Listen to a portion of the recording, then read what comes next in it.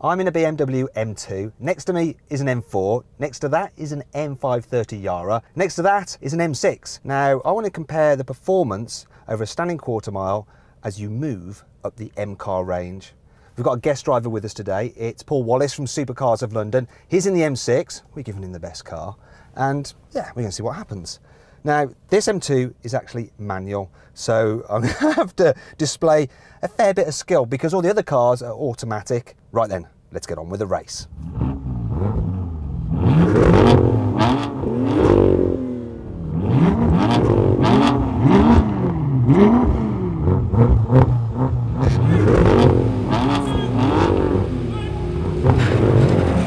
Oh, I'm away first. Come on, me. Come on, me. Bit of traction there.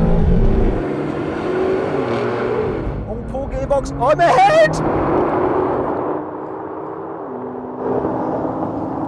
No, no, no, no, no, no, no, no, no.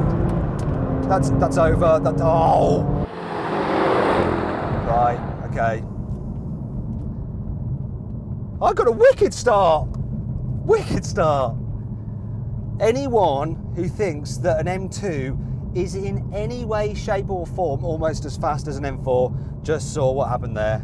So what did happen? Well, the M4 covered the quarter mile in 12.5 seconds, the M5 did it in 12.6 seconds, the M6 managed 12.7 seconds, and the M2 took 13.2 seconds. Soon we'll be seeing how these cars compare in a rolling race, but first, let's talk about numbers.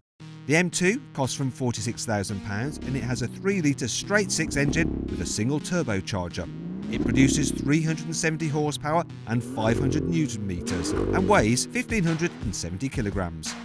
I timed it from 0 to 60 miles an hour in 5.2 seconds. This M4 competition pack costs from £62,000.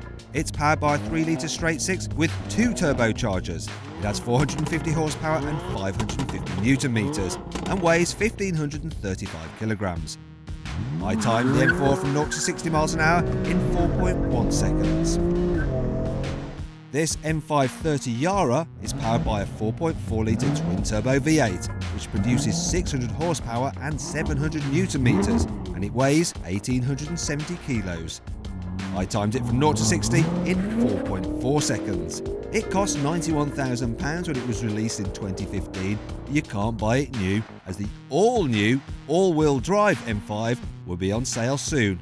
Finally, this is the M6 and it's the competition pack, which means it's powered by the same 600 horsepower 4.4-litre V8 twin turbo as the M5, but it weighs a little more at 1,925 kilos.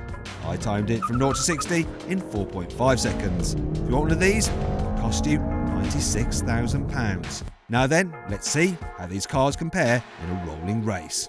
We're doing 50 miles an hour. Everyone's going to pull level, and then I'm going to count down 3, 2, 1, we're going to mash the throttle. Now, because I'm starting the race and I'm in a manual, I'm pre-selected in 3rd, so nicely in the power band. They're in sports mode, in their gearboxes, they're auto, so they'll have to kick down, but I'm the underdog. You know, I've got to get some kind of advantage. Everyone's level. 3, 2, 1, go! Come on!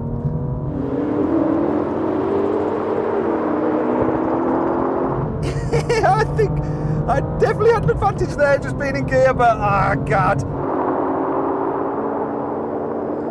That M4's got me now.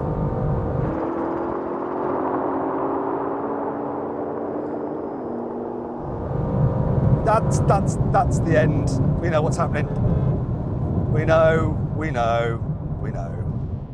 Essentially, the M5 and M6 were pretty much neck and neck and dropped the M4, which, despite being a bit slow to kick down a gear, eventually flew past the little M2. But did I really care? It might be the slowest, but I prefer it. I definitely do. It's just, I don't know, smaller, a bit more nimble, feel more engaged or in tune with the car. So it's got character. Speed is not everything, and it's easily fast enough.